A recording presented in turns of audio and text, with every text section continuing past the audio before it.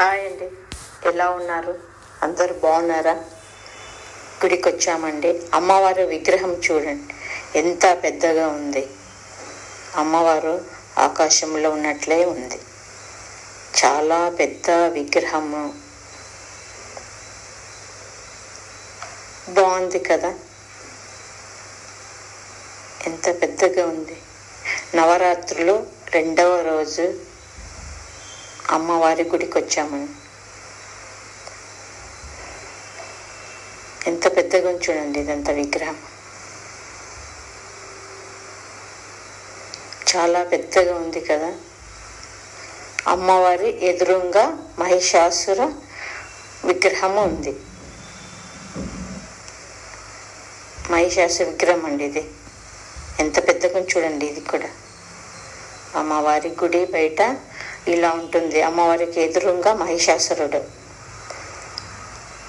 మహిషాసురుడు తర్వాత అంతా పెద్ద గుడి బయట అండి. ఇదంతా అంత గోపురం, బయట అమ్మవారి గోపురము. మీరు ఎలా చేసుకుంటున్నారండి నవరాత్రులు? బాగా చేసుకుంటున్నారా? ఇదంతా బయట అమ్మవారి గుడి బయట గోపురం అండి. ఇదంతా గోపురము, చాలా పెద్ద గుడి అండి ఇది.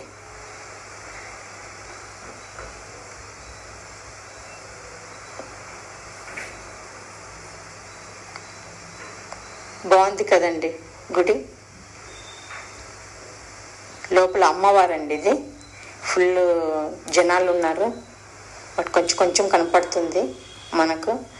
ఫుల్ క్లారిటీ కనపడుతూ ఫుల్ రష్ ఉన్నారు కాబట్టి లోపల అంత జనాలు. అమ్మవారిని ఇట్లా అలంకారం చేస్తారు. మన వేప చెట్టుకే ఇలా అలంకారం చేస్తారు. అంత వెండితోటి కండ్లు, ముక్కు ఇవన్నీ పెట్టి అలంకారము. అమ్మ చాలా పెద్ద పవర్ఫుల్. మనం అనుకున్నవన్నీ కోరికలు తీరుతాయండి. మీరు అనుకున్న కోరికలు తీరాలని నేను అనుకుంటున్నానని. అమ్మవారి దర్శనం చేసుకోండి. ఇవంతా అమ్మవారి రూపాలండి. మొదటి రూపం శైలీపుత్రి, మొదటిగా వచ్చేది శైలీపుత్రి. 2వ రూపం బ్రహ్మచారిణి.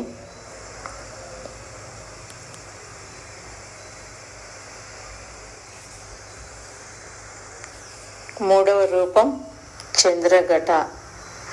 బాగున్నారు కదండి అమ్మవారి రూపాలన్నీ, ఎంత బాగున్నాయి చూడండి. 4వ రూపం కృష్టాండ. ఎంత బాగున్నాయి చూడండి. 5వ రూపం స్కందమాత. 6వ రూపం కాత్యాయిని. బాగున్నాయి కదా. 7వ రూపం కాలరాత్రి. 8వ రూపం మహాగౌరి.